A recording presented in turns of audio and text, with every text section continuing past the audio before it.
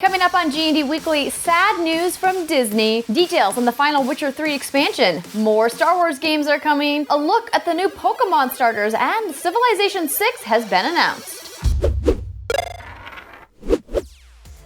Hi everyone, welcome back to GND Weekly here on Gamer Next Door. I'm your host Andrea Rene with your weekly dose of gaming news, and we've got some exciting news this week, but also some sad news. So let's just get that bad news over with. So we'll start with that. Yes, it's about Disney Infinity. Behemoth media and toy company Disney announced that they are ceasing production on Disney Infinity. The Toys to Life game features figurines of popular Disney, Marvel, and Star Wars characters that come to life inside the game. The third iteration was released last year, and this year development studio Avalanche had planned to focus on new play sets instead of releasing another version of the console game. Approximately 300 employees are affected by the shuttering of Avalanche Studios. But they still have new content coming. According to SVP John Blackburn, he wrote in a post, "We have 2 final retail releases coming, including 3 new characters from Alice Through the Looking Glass later this month, and the Finding Dory playset launching in June. This marks the end of an era. Disney is no longer going to be publishing any kind of video games for consoles."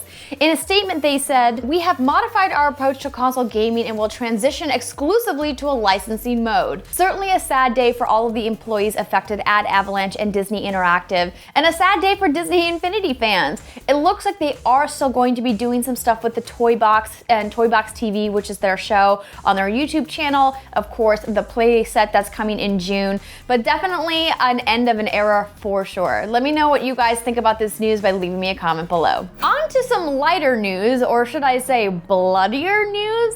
CD Projekt Red has announced some more details about the last expansion for The Witcher 3 called Blood and Wine. It will be releasing on May 31st and will feature 30 plus hours of content for the award-winning fantasy RPG. They have announced that there will be a new open-world location called Toussaint, where the line between fairy tales and reality is blurred. Basically, it has all of the colors, along with new gameplay and of course more naked ladies. There will be new upgrades called mutations that can be applied to weapons or used in magic attacks. There are also new enemies like giant centipedes, new armor dyes, new Gwent cards, new fistfights, and more. You can watch the developer diary if you want to learn more details about the final expansion for The Witcher 3.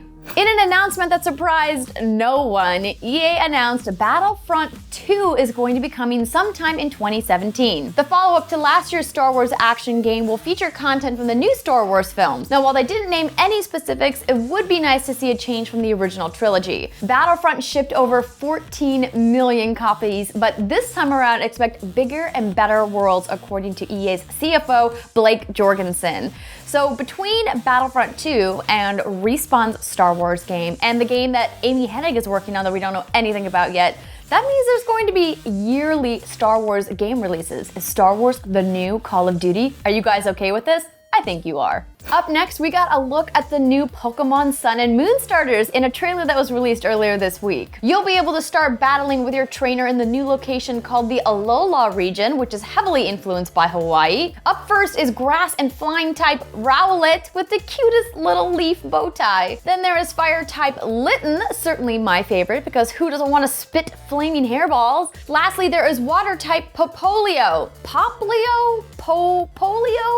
I don't know how to say his name, he just was announced this week, but I'm sure you guys are going to correct me, so go ahead and do it in the comments below. It seems as though people are split between which starter is their favorite. The next installment in the long-running franchise launches on November 18th for Nintendo 3DS, and I'd like to say we're gonna get to test it out at E3, but we already know that E3 is all Zelda all the time, so that's not gonna happen, but I'm sure we'll learn more details in the coming months. And finally, we have another game announcement this week, this time from legendary game creator Sid Meier. Yes, Civilization is back with Civ 6. A new trailer launched this week alongside some details on the gold standard of strategy games. The biggest change is actually under the hood. Developer Fire Access said that they are launching with a completely new game engine that has been designed from the ground up with mod support in mind. Now, this is the first new engine for Civ since Civ 4 launched in 2004. That was a long time ago. We can expect a set of features that's comparable to what's currently in Civ 5 in its post-expansion state, including trade, religion, archaeology, espionage, espionage, great works, culture victory, and more.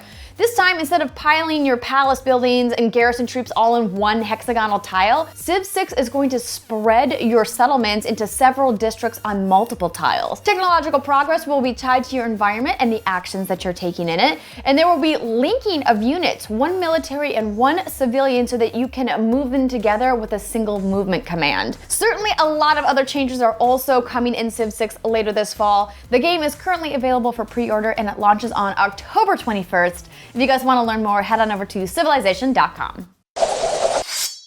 Now it's time for Tweet of the Week. And last week when the show aired, EA had just made the announcement about Battlefield 1. A lot of people are super excited about this. The trailer has over 1 million likes on YouTube, so clearly people are pumped. But you know what they're not pumped about? The Call of Duty Infinite Warfare trailer. That thing has over 1 million dislikes. In fact, at the time of me shooting this video, it was over 1.8 million, on the road to 2 million dislikes.